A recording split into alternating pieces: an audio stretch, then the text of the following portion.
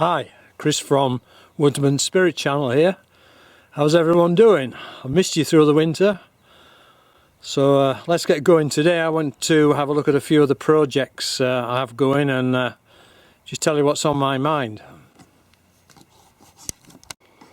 So we are in the inner sanctum of the tool shed, and this is where I do most of my axe renos and repairs. As you can see, I've got a few in here. I'll show you these first, right? This one here on the left, this is a Mastercraft, which I understand were the predecessors of the Norland splitting axe. So it's a 5-pound splitting axe.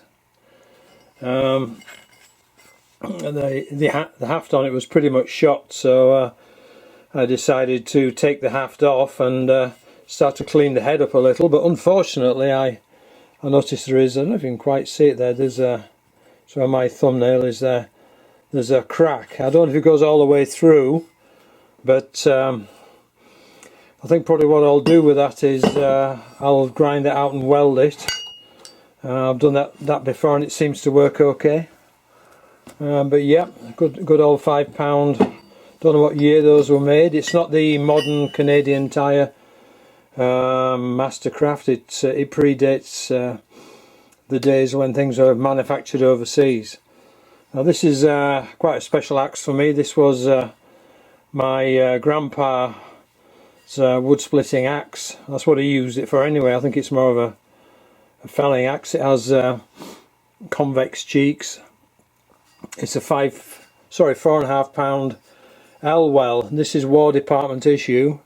You can just see there is what they call the crow's foot War Department arrow on the stamped on the head. Again made by L-well. I used it a lot for the last 10 years I was in the UK, and pretty darn good axe, but the haft bent on it, so I'm re-hafting it. And this is a beaut. This is a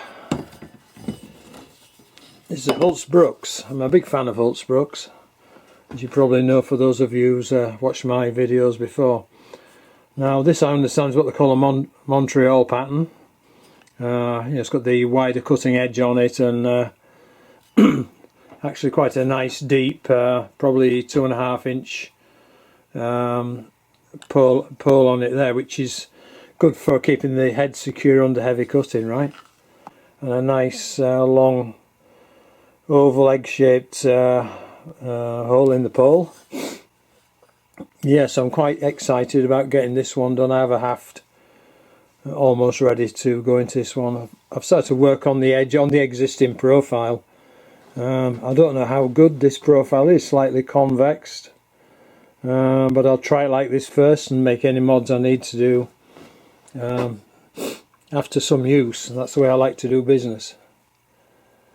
So on that I shall put a 28, probably 28 to 30 inch haft on that. These are the tools I've been using for shaping some of the hafts. This thing was my grandfather's. I think I had a box of about 15 spoke shaves that came to me after my dad died, and I know this is the one that probably my dad used the most, because he'd inlet that piece of brass in there to cut down on the wearing of the spoke shave over time, and the blade is really narrow. It's obviously had a huge amount of use. As a slight aside, I found this in a junk shop, and I just want some help identifying this. This is a mattock, a forester's mattock, and in the property I'm going to be building on this year, I'm going to do some tree work up there, and I want to do some planting up there as well. Now this thing, I think it's US Forestry Service. See if I can focus in on the. Let me try and zoom in on that. It's fairly dark in here, so maybe. Here we go. Yeah, so the to the right it says F, and there's like a government arrow stamp on there, the crow's foot stamp, FS, Forestry Service. Then below it says and another arrow and B, so I'm not sure what that means. But there's a lot more stamping on here. So let me see if I can catch this. Yeah, there's a stamp and a brand name, I think it's £3.5 to the lower right of it there, and there's also solid steel underneath that 1828, so I'm not sure what that means. So yeah, it's very hard steel. I'm just blown away. I was trying to file it, forget filing it, it's really hard. Yeah, so yeah, I'm excited. I'm always looking out for axes to Renault, particularly things like Hultfors Brooks, and I hadn't found any axes for a while. I'll just take this one outside so you can see it better. Now this is, so let me zoom out there, just bear with me.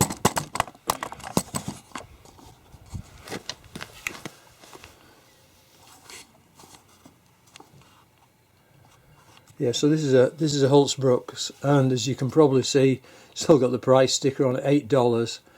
Again, this is I think a Montreal pattern. Not bad condition, but if you look at the edge, it's obviously overstrike and gone into the stone or gravel or something. It's the edge needs filing back. But the good thing is, looking at the length of the head. It's not had too much filed off this, because sometimes you buy, and this is the thing you have to be very careful of, is buying axes that they're really short into here, and sometimes what happens is you get to the point where the hard steel has been ground away and you're left with a soft steel wedge really. Had a bit of abuse on here. I usually manage to take that off with a file, because the back of the head, as you probably know, is usually a lot softer. But thankfully the eye hasn't distorted as a result of the abuse. Neither is there any cracks visible, and you can still see the famous Hultfors Brooks stamp there on the head. So one thing I've learnt about buying old axes to Renault for use at a later date is take your time with them, you know. So many, I mean, if you're like me, you get pretty keen to get going and fix the things up, but you really need to give some thought as to whether or not you're going to move it on, give it to a friend or sell it. Or, you know, I'm not an axe collector. I have a collection of axes, but I don't like to get axes and never use them. I just think that's somehow wrong, you know. But with this this one here, I'm just giving some thought as to where it might fit into my armoury of axes, eh? So it's a £2.5 head, which the other more common size for a Hultfors Brook that I've seen and that I own is a 2.25. So this is a 2.5. So it's, you know, most people would say that this is getting towards the heavier side for pack. You know, if you want to use it as a pack axe. It'd probably make a darn good limbing axe. The profile's pretty good for that, I would think. And there's a fairly wide pole on it, somewhat mushroom, but you know, that'll be okay for driving wedges if you're doing any falling. The haft is, I think on this is about 26, so 26-inch haft, or 28 max is probably what I'd put on it, so you can use it for some light falling and still pack it around. More of a what outdoors people tend to call a winter axe. I mean, it's heavy enough to do more work than say, for instance, an axe with a 20-inch haft on it, but still packable. So yeah, and the haft on this is it's not an original haft, I can tell you that much, but it is hickory, and it is fairly good quality. I don't know if we can see any grain pattern on there. No, it's too beat up. But looking from there at the front, it looks like the grain configuration's okay. But this, you know, if I'm going to take this off with a view to replacing it, I could take this off and actually slide the axe head down the pole further, and still using the spoke shave and a rasp I could make it so that the axe head fits good on there, eh? And that would save me, by today's prices, about 20 bucks. The handle, it's a crazy thick here. I mean, it must be 2¼ to 2½ inch deep there, which is good. I can take some of that off and try and make it work again. So that's Holtzbrook Montreal pattern, 2½ pounds. So what other treasures have we got here? Well, there's an axe head here. Again, I'm not sure what this is, but this is Eastern European. I'm not going to say Russian because I don't think it's Russian, but it's an Eastern European design. Probably 2½ to 3 pounds. 3 pounds, I would guess it's nearer £3. And it's got the typical D-shaped, large D-shaped pole eye in there. So, you know, any comments, anyone who knows anything about these axes, I'd be glad to hear from you.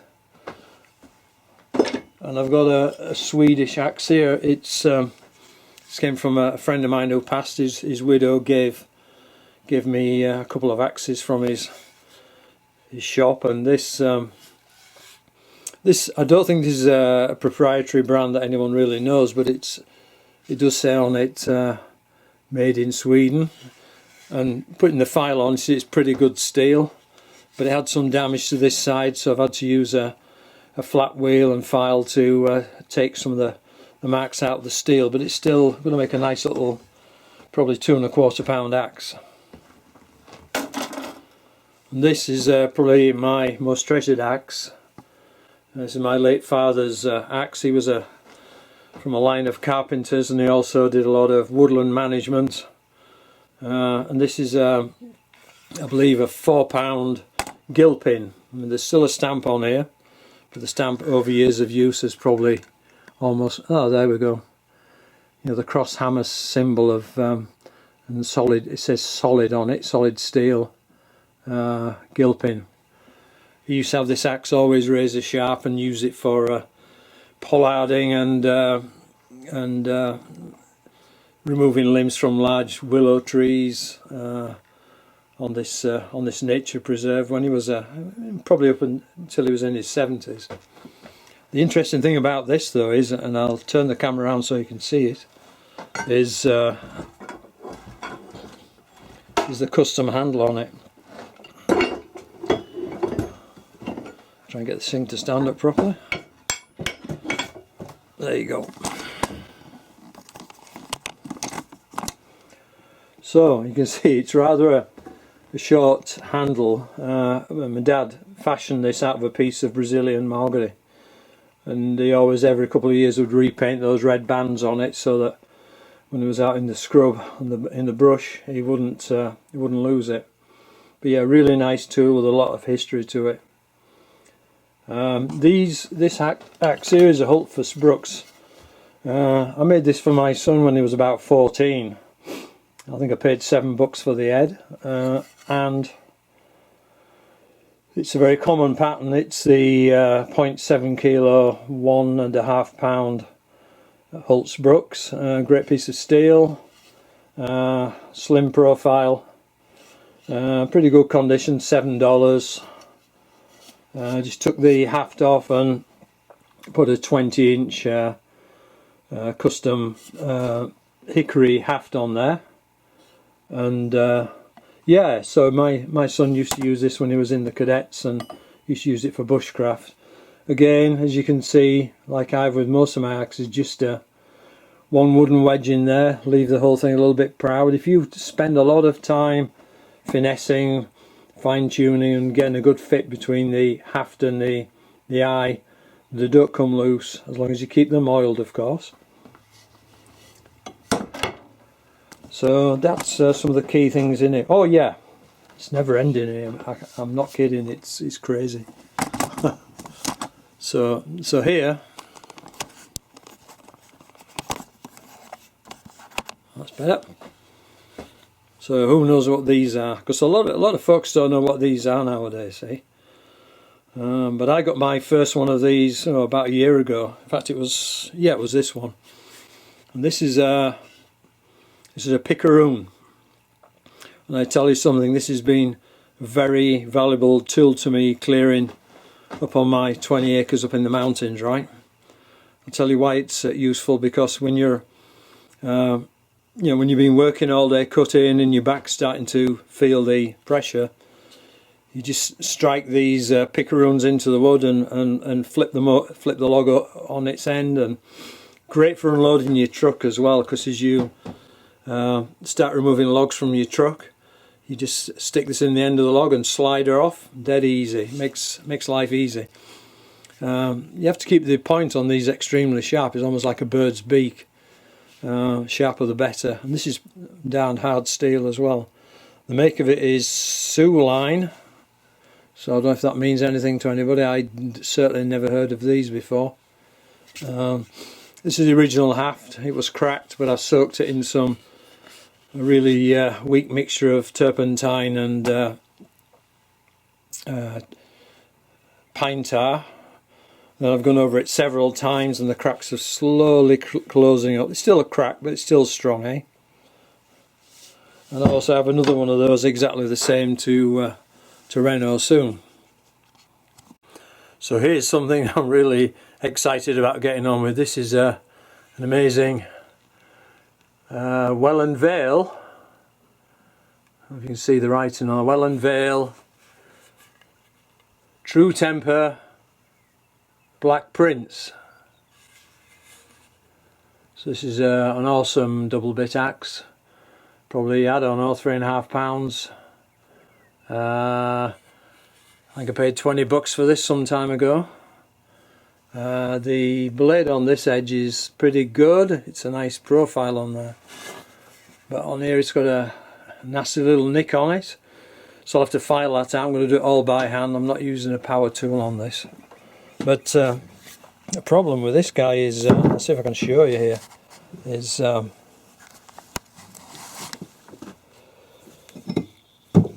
the haft is there's a banana shaped haft.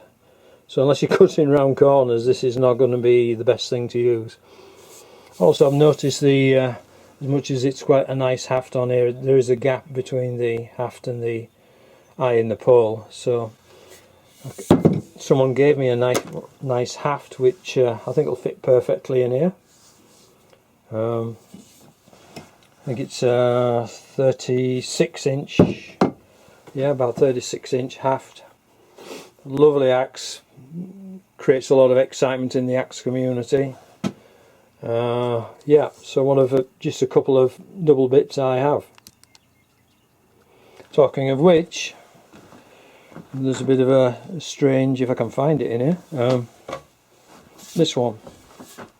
I don't know what this is. This was really badly beat up. I think I paid $3 for it. And the haft on it was so thick, you know, it was just crazy thick. And I want to talk a little bit about haft thickness as well. The only thing I can say about it, it stayed on despite quite a lot of campsite use. It's short, it's got fat cheeks on it. One is slightly ground narrower than the other, so I don't know if it was originally like that or someone's just reworked it. It's probably what some people would call more like a cruiser axe. And you can see someone's pounded on the side of it over time. I've spent time filing it and trying to clean up as best I can. It's not a fantastic axe. The haft, I think, was a pickaxe haft. Which brings me on to the next subject. So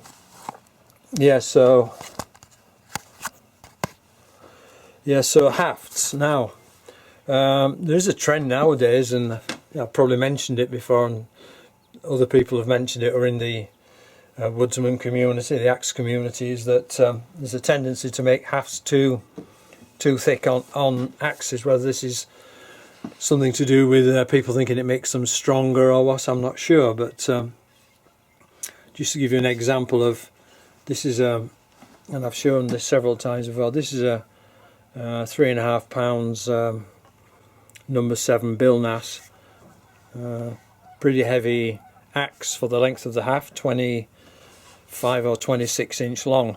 Now this hafter, I'll show you this with my hand around it, and I'll tell you why. Now you can see here, I'm going to turn that around onto my hand. You can see that my tips of my fingers are just touching the palm of my hands. Now as woodsmen, we need to try and work our hafts so that this is about the thickness. If you make an axe haft too thick, and I know this from experience, is over time you're exerting so much pressure holding onto the haft with your fingers that you do end up getting a lot of wear and tear in your hands, and you also get a lot more shock coming through the haft, particularly hickory hafts. And again, I've mentioned that in the past, different woods have different qualities. It's not always the strongest, most fibrous hafts like hickory that are always the best. Hickory certainly has a lot of qualities. It's very strong tensile strength, but on the other hand, if you make a thick axe haft out of hickory, for sure you're going to get a lot of vibration down there, and you know, as you get into your later years in life, you certainly are going to pay the consequences in terms of joint pain and sinew fatigue in your wrists and your hands. And this is a shop bought some time ago. Someone bought me this as a gift. It's a Holtz Brooks classic. Again, nice 20-inch backpack kind of axe, just about on the periphery of being too thick. I could shave a little, maybe 1/4 of an inch off the thickness of that, and it would probably be better for the exercise. And again, I've got this is a nice little Holtz Brook, 1.5 pounds again.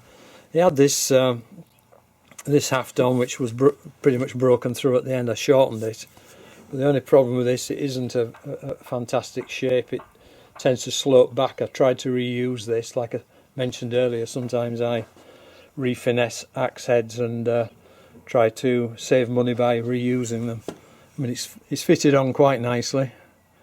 I'm going to experiment. I mean, the only true test is to take it out and give it a good beat in and just see what it feels like in the hand. So yeah, don't make your axe hafts too tight. That's the advantage of making custom axe handles. You've got to learn the skills, but ultimately what you're going to do is you're going to end up with something that fits your needs, fits your hands perfectly, and has the right ergos for chopping wood. I don't know if there's any other examples of that I can give you in here. These axes, I mean, this is one of a pair of cheap axes. I think I found these for about $2 or $3 at a flea market, and these are, well, this one says Gorilla on it. I don't know if anyone knows what the Gorilla axe is, but they're, in my opinion, reasonable quality, but not top-end axes. And the reason for me building these was for riving lumber down. I've got some elm in the woodshed drying out, and I'm going to rive it down and try and get some tool handles out of it. So I've made 2 of these. The other one's slightly thicker, and these are 2¼ pound, just meant to be driven with a wooden mallet into the cracks in timber so you can rive it down. So 20-inch haft is more than long enough for these guys. I'll just see if I can show you the other one while I'm here. Oh yeah, here's the other one. This one, yeah, this one's slightly heavier. It's probably about 2.5, this one. Again, this is quite hard steel. I mean, it could be a good quality tool, but it's there's no stamp on it, or the stamp's worn off. 20-inch haft. I mean, I used to use this for splitting kindling, and it was okay. A little bit on the heavy side, but it was good for cutting through knotted pieces of wood which were going to be used for kindling. So I've got two of those, so you can work them in a pair. Oh yeah, another one here that I could tell you about. This is a, I don't know where this one came from, but it's I didn't know at the time, but it is, when I cleaned it, it's a Hults Brooks side axe. So it's the axe that has the edge sharpened on one side but perfectly flat on the other. Useful for carpenters and you know, people building log houses, so on and so forth. Pretty darn good shape. Still got the original blue paint on. Nice short little haft on it. But as usual, when you find these things, I don't know why people do it, but they somehow try and turn them into regular firewood axes by, not so much on this one, but people tend to file the flat side thinking that some idiots ground it flat and it's all wrong, but it's not. It's how it's supposed to be, so I can get close up to your work. And this, again, this is a smaller, very hard steel. I think this is very old side axe. I mean, a typical Bubba rig on the Bubba way of wedging things. I wish I had $1 for everybody who drove nails or pieces of metal into the end of a haft thinking it's going to hold on. Never works, so don't waste your time. Again, I'm working this back to flat, but it's got a nice semi-convex bevel on there. It feels really good in the hand, and again it's got a nice thin handle on it as well, so you can see, you know, my hand closes firmly around there. That's good. Okay, so just bear with me and I'll be back in a while. So again, I'm going to emphasize with the hafts. So when you make your own haft, don't be afraid to make it a little bit too beefy, because at the end of the day you can use it, and you find there's hot spots or problems with the shaping of it, you can work it down with a spoke shave or a rasp, or if you wish a power tool, although I'd rather do it by hand, because the lack of speed usually means you make a much closer fit. Now look, for an example here, now there's no gap at all around the edge of this Bill Nass 3.5 pound falling axe. That's so tight on there, and that's only because I spend a lot of time on them. Similarly, if you look at the top two, yeah, I mean those are just crosswood wedges in there. I used it quite a lot last summer, and I did end up towards the end of the summer shaving the haft down here. It's still not, in my opinion, the best haft. I spent a ludicrous amount of time on it, but you know, if you're going to use your axes, you just got to be prepared to saw them off and start again sometime. So I'm going to try again this season, persevere with this one. If it don't work, I'm going to make a note of what doesn't work on it and cut her off and make a new one. Now these are, you know, these kind of axes like this SA Wetterling. If you notice, this is the EX stamp just under there, right? This is what differentiates, because a lot just say SAW, SA Wetterling. If it has the EX, that is special steel, so they're like they were, if you like, a limited edition of steel. And I don't think they've made those for years. In fact, I understand Wetterlings is, unfortunately, sadly, because I'm a big fan of Wetterlings, is they've been amalgamated by, I think, Granthurst Brooks. Yeah, so, but this is, just a classic example of a heavier kind of pack axe, and one that cuts down well, 2 1/4, which is a very popular size for most of these axes. And similarly, and this is such a beautiful axe. This is H. Hultfast Brooks, again 2 1/4 pound. It's got a really good edge on this. Again, spend time working your edges up. They're not going to be perfect to start with, but the most beautiful thing about this is the haft. And I'm so pleased, proud of myself for making this haft. It's hickory, and it was finished with coarse sandpaper and Then I applied a thin coat of pine tar, turpentine and linseed oil in equal parts, very thin. Left it in the sun to dry in, and it's given it the most wonderful texture.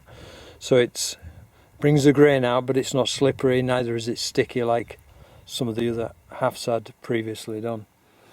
26-inch haft works extremely well in these situations of, you know, backpacking and doing a bit of wood clearing, maybe splitting firewood. It's not really a splitting axe, but it will split. Yeah. So I think that's pretty much the end of the first video of spring. But hopefully within the week I'll have some more material done. I have a few more ideas, and great to have you back, guys. Please like and subscribe, and get out there and enjoy the beautiful springtime weather we're having here in British Columbia. Thank you.